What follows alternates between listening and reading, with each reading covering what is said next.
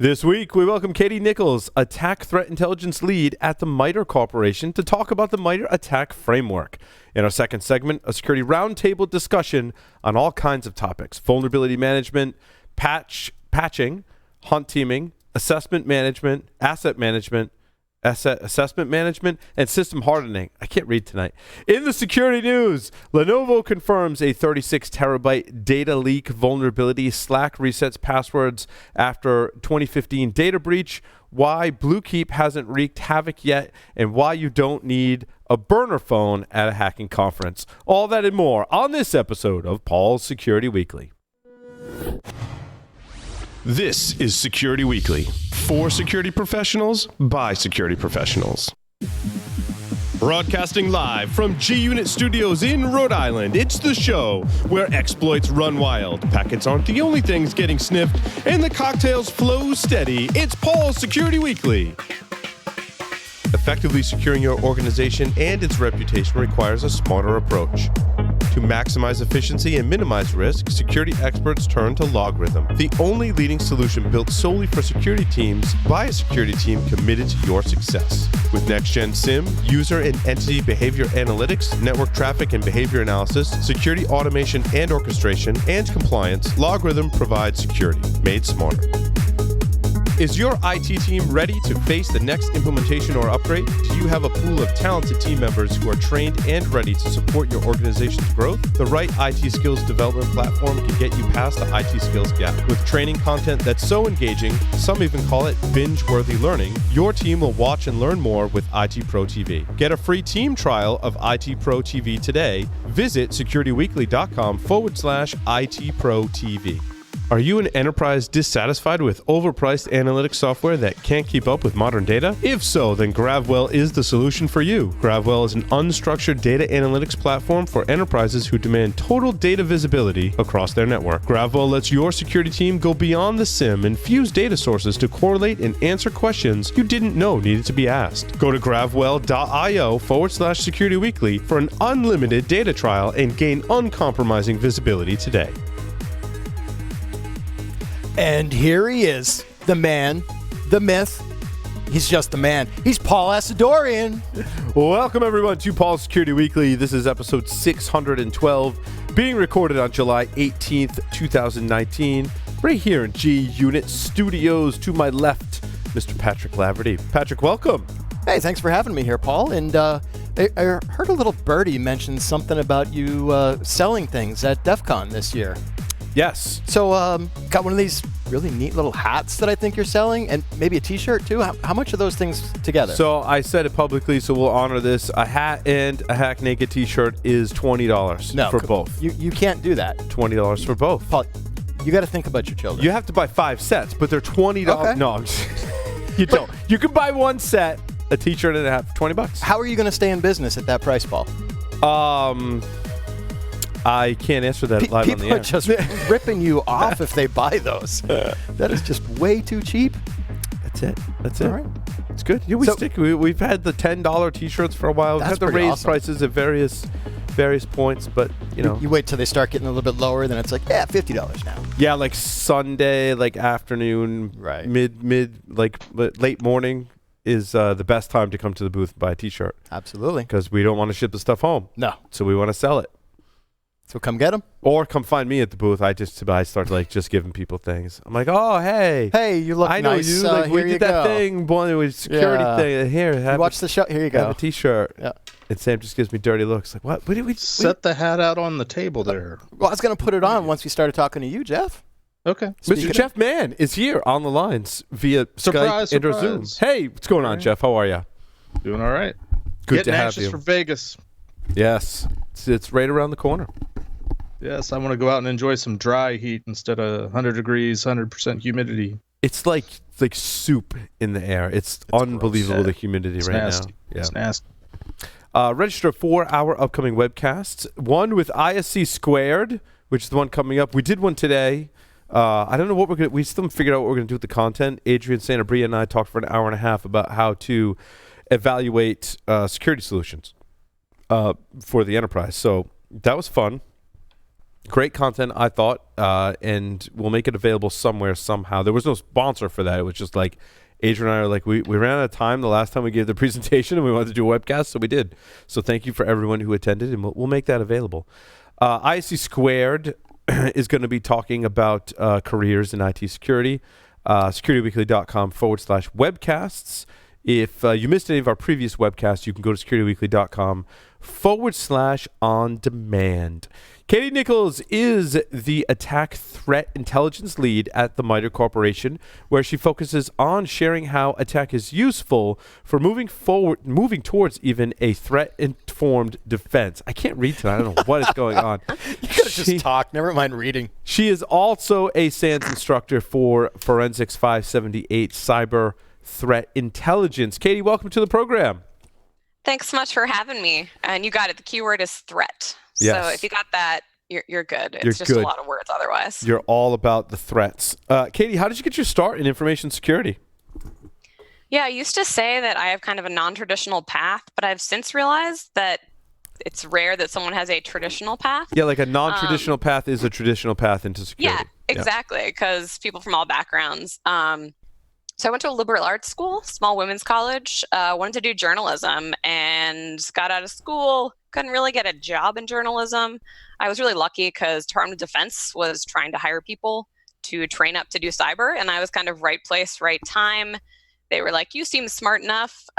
So I joined Department of Defense and got a bunch of training in cyber. And it's funny because I remember like having a conversation with my husband about whether to take the job. And I was like, I don't want to like look at lines of code all day. That sounds boring. And actually found that it was actually kind of fun. Right. Like for the past month or so, I've mostly done coding, like looking at code all day. And do like, you hate your life? Is it not fun? I'm like so excited. Like I've really like never been happier with technology. Like create my own software again. I've coded, right? But like to have a project this large and that be my focus for some time has been awesome. So yeah, nothing wrong with looking at code all day, right? Not at all. But yeah, what I really enjoyed, what I found when I started was kind of tracking adversaries. So I kind of worked for different defense contractors, and I've been at MITRE for 4 years now. Doing incident response, network defense, and cyber threat intel over my career. And then for the past couple of years, I've had the pleasure of joining the attack team, which has been really fun because it kind of takes my love of tracking adversaries and puts it into this open source framework and knowledge base that anyone can use. So yeah, that's a little bit about me. Never thought I would ever do the cybers, but I enjoy it. That's awesome. What advice do you have for people that want to be able to track adversaries? Because I feel like now as security has grown and matured, there's lots of different kind of subsections and specialties in security. I feel like a lot of people, myself included, would really like to dig into tracking adversaries. Where do you recommend people start if they are interested in that track? Yeah, it's a great question. There are so many different groups out there. I think I was just adding groups today to our attack website, and I think we're up to like 90-ish, and that's only a fraction of what's out there. Their new groups are popping up every day. There's just a Microsoft press release that said they notified like 10,000 victims of state-sponsored activity just in a year alone. I saw that. Just what they identified and notified. So it can be overwhelming. What I always say is to look at kind of your threat model, which is a misunderstood term. Basically, what do you have that adversaries might care about? So my threat model as me might be my Twitter accounts, like someone's going to hack that. As like a bank, they might care about people stealing their money, versus like a government agency, they might care about actors trying to steal their data, steal their information. So starting with like, okay, what do you have that actors might care about? And then trying to look at all the actors that are out there and figuring out which ones might your company, your team care about. It's super selfish, but it's a great resource. On the attack website, we have a groups page where myself and the team, over a series of many years, we've been tracking some of kind of the major threat groups and adversaries that folks in the community have published information about, tried to bring it together in one place where you can bring up, okay, here's the group. For example, oil rig. Iran's been in the news lately. If you're concerned about that group, bring it up, look at the attack techniques, those behaviors that group's used in the past, as a place to start.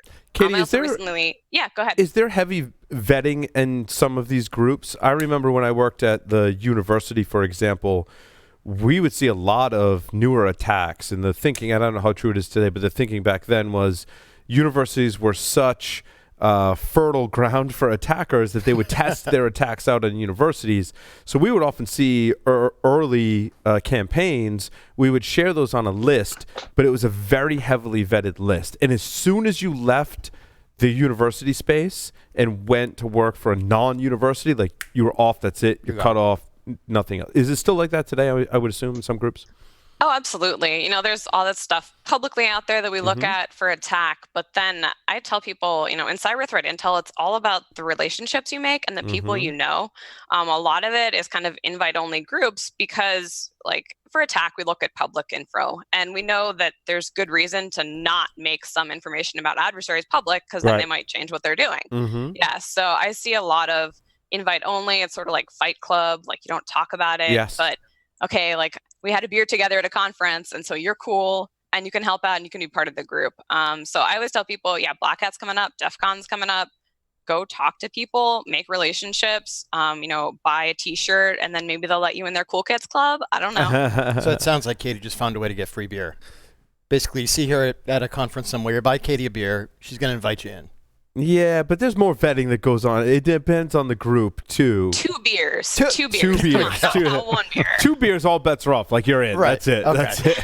That's it. But it's a great point, though. If you're interested in this area, I would say also if you're interested in the area of exploit development, I've found in the culture and community of security is that if that's your goal, like Katie said, you want to go to conferences, you want to make friends, you want to have like a clean record, like don't, you know what I mean? Like have morals and values as a person. Because if you don't, someone's probably going to find out because these are hackers, right? And once you do, that's the kind of circle that you run in. And I feel like there's some for threat intelligence and analyzing threats and some for like exploit development. That exist, right? They overlap a little bit, Sure. But yeah, as my friend Ryan Kovar says, don't be a scumbag, be a good person. Right. But there are so many great people in this community who are willing to share, and it surprises people sometimes when you get in those sharing communities. People from competitors will share with each other. Yes. Like for the greater good. Like, Absolutely. yeah, we're competing, but we're all trying to track the same adversaries sometimes. So it's awesome to see, and that's a good part of this community, I think. Yeah, and physically being there and making those connections is really one of the only ways to really accomplish this, right? Because like the oldest like meme ever is like anyone can be a dog on the internet, right? If you're not at a conference interacting with someone, then you're probably not going to gain access to that information in that kind of subsection of the community. So it's a good point. And also, for sure. Also, along the lines of kind of starting out, because that's one of the probably most common questions that we all get from people. Is like, how do you actually get a start in this? And Katie, how much value do you think there would be in somebody really learning some good OSINT skills? Oh, I think OSINT is awesome. Yeah, my friend Micah Hoffman from SANS teaches a great class on that, but there's a lot you can just get started not paying for a class. InfoSec Sherpa on Twitter, she shares all kinds of awesome OSINT sources. And, you know, from the threat intel side, they're very kind of complementary skills. They are, just being able to go out there and kind of taking a look at different blogs.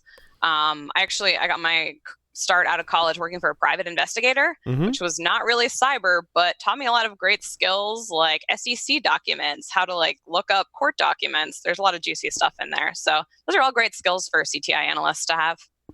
Absolutely.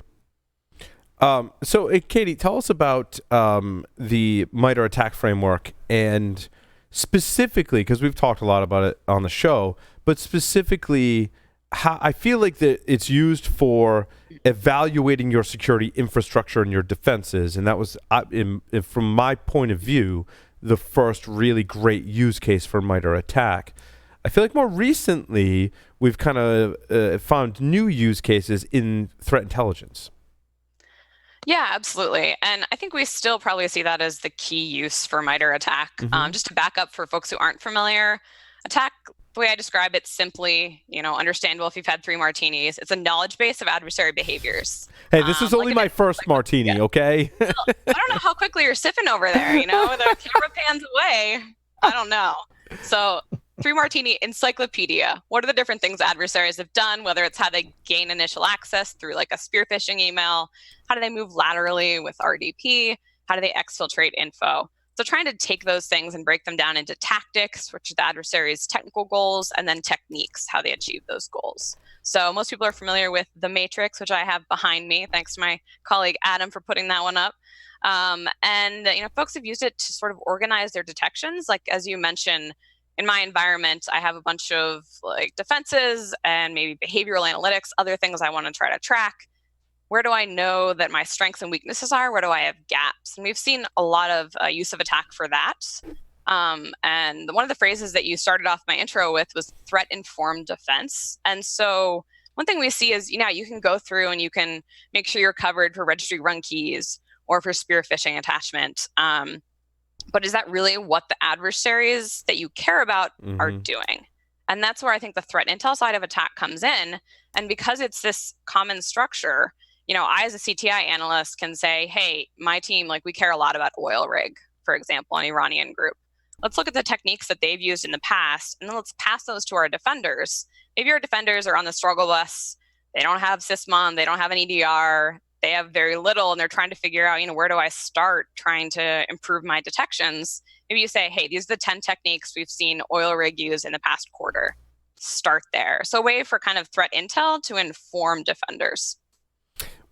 What I like about it is, and I've said this on the show in the past, as security researchers and pen testers, we've been giving presentations and talking with folks and saying, look, you've got all these fancy defenses. However, I've got this set of techniques that pretty much bypasses 98% of the organizations out there, and if we try hard enough, probably get in the other 2%.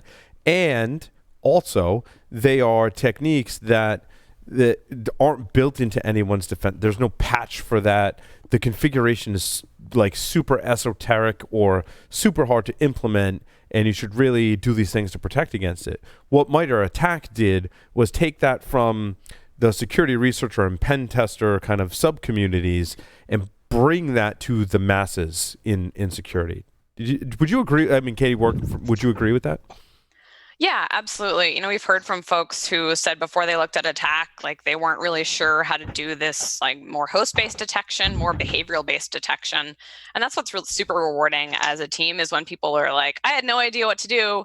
And I looked at attack and I can't do everything in it, but I started out and kind of our defenses are better as a result. I think that's key. One thing that attack is always going to be free and open. And we like that.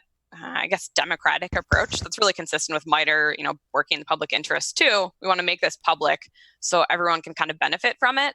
And we realize some organizations still look at attack and are sort of overwhelmed. So we've been trying to help out, try to do some blog posts on how people can get started with attack that we're working on releasing right now. We just released one on red teaming and adversary emulation. But yeah, I think that it has been sort of this, what adversaries are doing has been, kind of just the elite red teamers know about it, but attack kind of opens that up and makes it accessible to more people. Jeff? Yeah, I actually had a question along those lines because a lot of the companies that I deal with are not what I would say mature security organizations. So when I was, when I think of the attack framework, and it's great that you have it right behind you, that looks very overwhelming. I think that's the word that you used.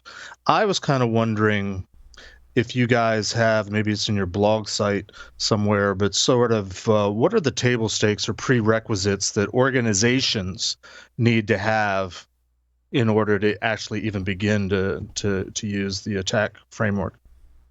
Yeah, I don't think there are any required things you must have. I will say that some kind of host-based monitoring helps you, whether it's Windows event logs or Sysmon or an EDR product.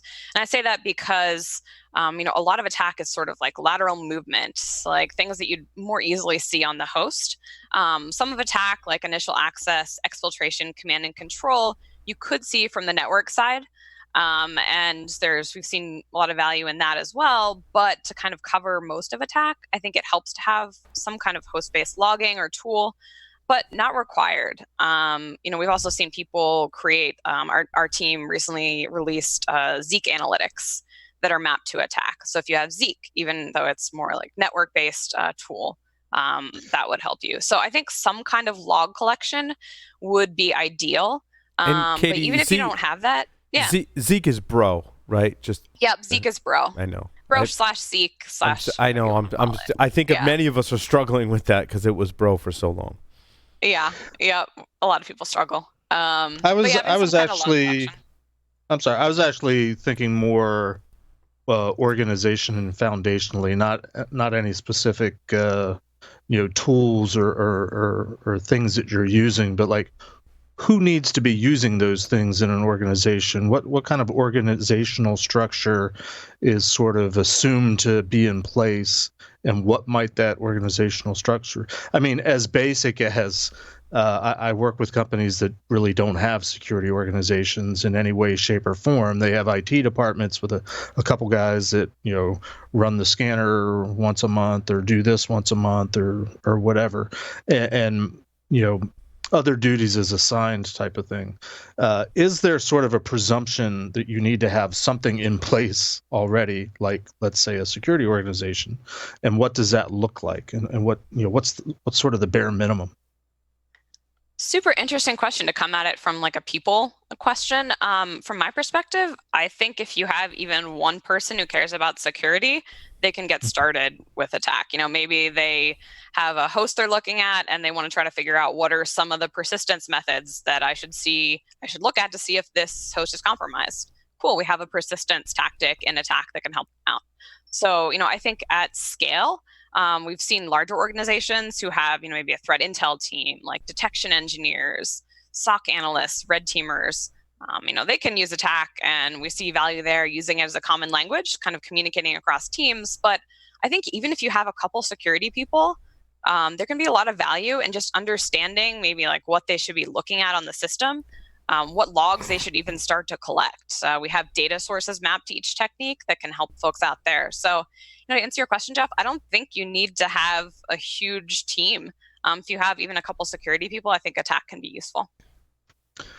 Yeah, I mean, that goes towards answering the question. And I assume maybe going to the blog is a place to find, some of the tips on how to get started, as you were talking about.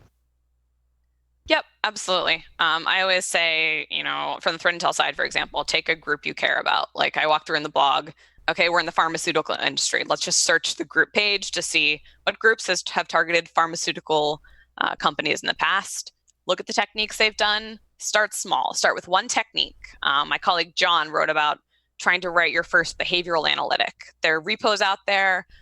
Folks at Endgame have done a great job with a repo called Equal, or language called Equal. They have a repo of analytics on. We have cyber analytics repository. You can kind of get started. I say start small, start with a single technique, and then iterate from there, expand. And people look and they get overwhelmed at 244 techniques. Just start small, start with one. I was going to say, turn around and point to the one that you should start with. Well, interesting you should ask. I did a presentation with Brian from Red Canary at SAN CTI Summit last year, or in January, and we looked at kind of the top 20 techniques that we see based on just open source reporting and attack, and then based on some Red Canary sources. And that was super interesting. Those slides are online. Folks can take a look at that, realizing that, okay, it's top 20 based on a limited subset of reporting that isn't perfect, but that's a place to start as well. Like if I was going to say persistence, like you probably need to look at registry run keys and scheduled tasks. Easy to detect on the host, start with that, go from there. So we have that list of top 20 to help people as well. Yeah, I don't think there's any, I don't know. There might be some science behind it, but I think if you're looking at MITRE ATT&CK and taking actions based on that, everything in MITRE ATT&CK is a valid attack technique. And if you're defending against that, it's a win. And sure, we could debate, like, are those types of attackers coming at my organization? Am I vulnerable to those certain things? Like, there's lots of factors. But if you're working off the list, you're moving in the right direction. And I don't want to discourage people that are maybe overwhelmed by it. Like, just pick a starting point and start somewhere, right? It's kind of like, I liken it to unit testing your code, right? I mean, sure, you might have some priorities in there, but you've got a finite list. Go in and make sure that all the stuff is working. And as long as you're doing some unit testing, as long as you're doing some defenses against MITRE ATT&CK, you're improving the state of either your software or your security infrastructure, and that's a good thing. Yeah, But I think you totally nailed it. Just jump in real quick. I mean, I always say, don't let the perfect be the enemy of the good enough. Crawl, walk, run. Yeah. And I think you nailed it. I was going to provide a point of dissension, at least a little bit. Very common in this industry to do a very little and think you've done enough, or build a false sense of security because you've done X, Y, or Z. As long as you go into it knowing you haven't done everything, and sort of your attitude or perspective is, okay, we're not doing everything, but we're at least doing something, that's great. But I've had too many customers that think, well, we're secure because we did X, Y, Z, or more times than not, it was just X, and they did. So, just not a dissension, but just a caveat. The flip side, and the flip side of that, Jeff, right, is even if you think you've covered, maybe you have covered and tried to test that you have covered everything in MITRE ATT&CK, you're still not done. That means you're secure against everything in MITRE ATT&CK. That's not every attack technique on the planet. I mean, Katie and team is working towards that, right? But Katie, right? It's not every attack. We'll be the first to admit, we're constantly adding things to attack. We focus on things that we know adversaries have done, or like red teamers have done and are really likely to do. That's a point of attack. So it does not cover everything. And I would never encourage someone to just cover everything in attack and you're done. No, it's a part of the puzzle. No one should ever rely on one single technology or one single framework or model. Same thing with attack. So yeah, not a point of dissension at all. Totally agree with you, Jeff. So I have one other question I'm curious about, because you've talked about how you sort of can focus how you approach the framework based on, if I've understood you correctly, sort of an industry vertical or what type of company or organization it is. Is there a way to look at it in terms of what might an adversary might be trying to do at a particular type of company? Just thinking about the traditional sort of data security paradigm of confidentiality, integrity, and availability. Do you have a way of sort of organizing it or slicing and dicing based on, an attacker just wants to disrupt versus an attacker wants to steal a specific type of data versus attacker wants to, whatever their motivation is? Are there multiple ways of looking at approaching the framework? Yeah, it's a super interesting question. I'm glad you asked it now rather than last year. Traditionally, attack, we focused on just confidentiality, stealing of information. We just added a new tactic. My colleague Adam added it called Impact, which focuses on integrity and availability more. So we don't have a way to kind of filter based on motivation, but in general, assume most of attack is confidentiality, kind of stealing that info. And then the impact tactic, which has things like data destruction, master boot record, wiping, all that kind of stuff, is in that impact tactic. So that's what I'd say on the CIA triad, if you will. Okay, interesting. And thank you for that clarification. Katie, in larger organizations, you were telling me earlier that, and it reminded me, because I haven't worked in a really large enterprise and I've been doing the Security Weekly thing for a while, right? But there's disconnect between teams in an enterprise. And now, as we've matured over the past 20 years or so, there are different security groups in larger organizations. They can have disconnect. So the defenders and maybe the red team and maybe the threat analysts are in three disparate groups. And how do you get everyone, for lack of a better term, since we're talking about large corporations, we need everyone to be on the same page and have synergies and stuff, right? Yeah, synergy. Oh God, I hate that buzzword. I know, it's terrible. Working together, collaboration. Yes. Yeah. We've heard from a lot of people, honestly, it's not just because I'm on the attack team, that attack has helped with that. Because you have people, red teamers are just thinking about how they're compromising. Blue teamers are just thinking about how they're defending. And sometimes they don't speak together in the same terms. That's actually how attack was created, out of a MITRE project years ago at our Maryland site. Basically, MITRE red teamers would come in, own the network. try to communicate back with blue teamers, and they found they didn't really have a great common language to do that. So attack was born out of that. And that same use case really applies for a lot of organizations now. I think some of it is when you start to show the value. Like the red teamers say, okay, we did registry run keys in this operation. Okay, blue teamers, here's what you should do to fix it, because good red teamers will do that. And then the blue team comes back and says, okay, we made this improvement, so maybe we would detect you next time. Same thing with threat intel. We see a lot of threat intel analysts who try to write these great reports and the defenders don't know what to do with them. If they say, here's the behavior, here's the technique we care about, this is what you should defend against. I think there's a lot of value there. And it's sort of just showing that speaking this common language, whether it's attack or just any other way you can get teams to communicate, honestly, seeing that drives value and improves defenses, I think the proof's in the pudding. I think it's important to have a standard framework or a framework that's recognized by various teams and subsections of security, because when we say blue teamers, I think it has the connotation that there are people in the organization whose sole job it is to implement security to prevent breaches, right? And I think oftentimes a blue teamer is someone who's got a list of projects that are largely based on implementing functionality, performing maintenance, doing system upgrades, implementing new technology to satisfy business needs, not necessarily just implementing security. Is that true, or have I lost touch with the way things work in IT today? Yeah, I think a lot of people use kind of defenders and blue team interchangeably. Like strictly speaking, blue team's probably the people who are supposed to respond to the red team in an exercise, but a lot of times like defenders have that role. And so I think you're absolutely right. They're, supposed to be patching systems. They're supposed to be responding to the latest executives who's upset about whatever. They have a lot of stuff on their plate. So I think that's fair. Like they're responsible to implement new infrastructure and technology, and that's not a security thing. That's a IT thing, right? Sorry, Jeff, go ahead. I was just going to say, personally, I think every member of the organization is part of the blue team. I agree. I agree with that, but I think we need to differentiate between like dedicated person whose job it is to defend against any kind of threats or attacks versus someone who's traditionally blending that with I'm implementing IT projects, I'm doing maintenance, and I've got to make sure that stuff doesn't get hacked. Like, I don't know, maybe some organizations today do have a dedicated, air quotes, blue team, right? Or, like a SOC?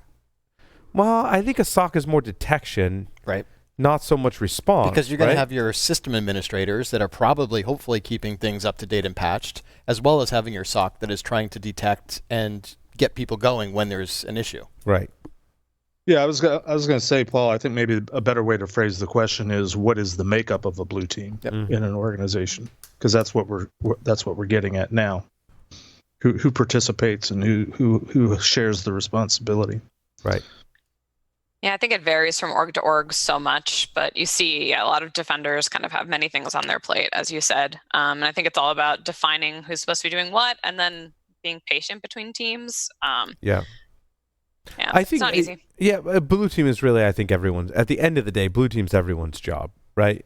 And it's a part of everyone's job. If you're implementing new infrastructure, you should be making sure that is secure, that you maintain integrity of that application, and so on and so forth. And I think that MITRE ATT&CK has given us a great framework to work upon to make sure that when you are implementing and maintaining things, that you're doing so with these techniques in mind, because again, we've talked for so many years about how there's like these paths into and around various infrastructures that rely on techniques that aren't necessarily on everyone's radar, and hopefully now we're on more people's radar, which is, I think, the point, right? Yep, that's the goal. Just try to drive awareness of the importance of detecting behaviors, indicators of compromise, that kind of IPs, domains, they have their place, but trying to spread that awareness on many approaches, kind of that defense in depth approach.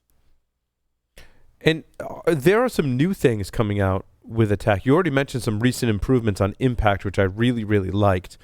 But there's some new things coming up that you maybe want to kind of tell our listeners about, perhaps for the first time. Yeah, absolutely. We get lots of questions on what's next. So the end of this month, we're going to have a smaller update, no new techniques, but new groups and software. Also, we're going to be structuring mitigations. If you recall, on the enterprise side, it's just been kind of text in mitigations. But what we're going to do is structure that. So you could say, this mitigation will cover these 10 techniques, which I think will be pretty cool. After that, we have a long laundry list of stuff. After that, in the coming months, we're going to be working on cloud. That's probably one of the top questions that we get asked, like, how do we defend cloud? Where's cloud attack? We're working on trying to figure out how we add those techniques. The other one is sub-techniques. So we realize in attack, we have an issue with granularity. So some techniques are really broad, like scripting. Some are really specific, like run DLL32. So we've recognized that's a problem. So we want to try to add this other level of detail, sub-techniques for people who care about it, still having the technique level for people who don't care about sub-techniques. So we hope to kind of roll out more communication with the community about this, because we realize this could be a huge change for folks who are already using attack. So we're not going to make... That's what I was going to ask, because yeah. I mean, MITRE's kind of got a lot of experience. I shouldn't say kind of. They do have a lot of experience dealing with this, especially with CVE, right? As you change various aspects of CVE, so many different, both attackers, defenders, and vendors are using it. And if you change the structure, that has to carry forward. Yeah, we feel that weight really, really heavily on our shoulders now that so many people are using attack, which is awesome. We realize that. So our approach with sub-techniques is going to be communicate early and often. Like, we're letting folks know this is coming. We want to try to, do more communication on that, whether it's a blog post, talking to folks publicly, giving you an idea of what we're going to do, and then rolling it out in a way that people can keep up. We're also working on versioning, so you can look at past versions of the matrix, of the framework, if you're not ready to move to the new one that we might be pushing out. So it's probably going to be coming in late 2019. Don't quote me on that, not like this is recorded. Those are a couple of the things we're working on. Other things, network infrastructure, looking at techniques for like routers and switches. We're trying to refactor pre-attack, kind of that before they compromise you, figure out how that can be more useful to defenders, mapping to different control frameworks, whether it's 853, something else. So we're kind of busy. If folks want to meet us in person, we'll also be, I know you all are at Black Hat, so hopefully I can get a sweet shirt and hat deal, maybe Absolutely. like $19.99 or something for being a guest. For you, Katie, totally free. See, again, you're just going to find me at the booth, and then it's free. Perfect. And you remember me because in like 3 weeks. I will. Yeah, the team and I will be at Black Hat, DEF CON, B-Sides Las Vegas. I'm presenting at Black Hat. My colleagues Sarah and Jamie are talking at B-Sides Las Vegas, and we'll all just be hanging around DEF CON, drinking water and beer so we don't get dehydrated. So Excellent. Yeah, hit us up if you have questions, or I'll definitely stop by the booth and get my free swag. And so you're speaking at Black Hat. Yep. Yeah, Wednesday afternoon, I'm teaming up with Ryan Kovar from Splunk, the dude who likes the phrase, don't be a scumbag, be a good person. So we're teaming up for a talk. We're going to walk through kind of a story of a team who used attack and kind of talk about some of the things they screwed up with and how they can kind of move past those to be successful. So we're hoping to give people like actionable takeaways. If you're struggling with how do I use attack, we're hoping to answer some of those questions with our talk. So that's Wednesday afternoon at Black Hat. Thank God they gave me an afternoon spot. That's fantastic. One of the questions that I've always had for people who do the kind of threat research like you do is, how much do you worry about your own personal OPSEC? Like, I'm reading your blog posts and you all have your own names on those kinds of things. How much do you worry about adversaries kind of coming after you? Yeah, I kind of just assume they will, so I don't click on things. Yeah, it's a risk you take. I feel like, honestly, I'm probably not as high of a risk as some of the folks who, like at Bellingcat, I know folks there who do kind of amazing work, really outing actors by real names. It's a risk, but I think that kind of the benefit of being out there and sharing publicly is more than worth the risk, even if it means I might not get to go to certain countries in my life. That's kind of the price we pay. But yeah, I think it's been awesome. My whole career, I haven't been out in public talking about things, and I've really just done that in the past year or so with attack, but I've loved it. And if people want to fish me, thus is life. I don't click the links, so. But that's great advice if you're invited to a country by someone who you may have like found heinous vulnerabilities or outed threat actors, like don't go. Not a good idea. Yeah, All you might bets not are want off to. when you step into countries like China, for example. Yeah, it's can't use specific examples, but that invitations have been sent out. Thankfully, my friends have said no, and they're still with us today, which is good. Now, along those lines, adversaries that are looking at attack and changing their techniques, do you have any data or examples or speculation as to how this might have changed maybe some attacker behavior for good, bad, or indifferent? I don't have any raw data or anything solid on that. But what we always say is, first of all, the data is already out there. We're kind of just bringing it together in one place. It's true. So, No, for that's a great example, point. one technique is spear phishing attachment. Like, how long has spear phishing been out Right. there? And adversaries still do it. So, Still works. it's absolutely a risk of having it out there, but we feel like the benefit of having it out there is, far outweighs any risk. And the other thing is, if a defender is trying to look at those, 244 techniques and figure out how to go around each one, sweet, then they're not attacking us. Like, they're wasting time trying to figure out how to evade defenses. That's not the intent of attack, but if it kind of wastes their time, if they're trying to figure out how to get around us, maybe that's more time we have to try to catch up. Well, too, and the attackers that are going to take the time to go through all of that and modify their techniques accordingly are probably much less percentage-wise than the ones that are just going to use whatever's in attack and bank on the fact that people haven't defended against it, right? Yep, absolutely. Well, that's also I going agree. to depend on who they're really attacking. Like, if your whole goal is just to go out there and be opportunist and hit whatever you can, then Which is most attackers, Patrick, right? As we all absolutely. know, yeah. And you probably don't need to change up all that much. Whereas if it's like 2013 days where there were specific targets, Mm-hmm. then they probably need to be a little more flexible with things. Mm-hmm. For sure. More questions for Katie? I'll save mine for Vegas. I look forward to it. Katie, I just have 5 questions left for you, and they're very, very specific and very easy, as there's no right or wrong answer, and one is multiple choice with only 2 possibilities. Sweet. Katie, 3 words to describe yourself. Cyber threat intelligence. If you were a serial killer, what would be your weapon of choice? An axe. If you wrote a book about yourself, what would the title be? Katie Nichols, like the coins. In the popular game of Ask Grabby Grabby, do you prefer to go first or second? First, get it over with. Choose 2 celebrities to be your parents. Live, dead, fictional, or real? George Clooney and Lisa Simpson. Lisa Simpson. Wow. Have you ever had that one before? Yeah. That is very. I'm going for answers that you've never had. All right. I like George Clooney's probably been someone's celebrity dad at some point, but Lisa And Simpson's maybe somebody's mom. maybe someone's mom. Yeah, we don't judge whoever you want to pick for mom or She's dad. smart. She's got it all. She's caring. Yeah. Lisa Simpson's where it's at. Outstanding. Katie, thank you so much for appearing on Paul Security Weekly. Thanks. It's been awesome. See you guys soon in Vegas. Absolutely. With that, we'll take a short break, come back, and talk about a whole smattering of topics. Stay tuned.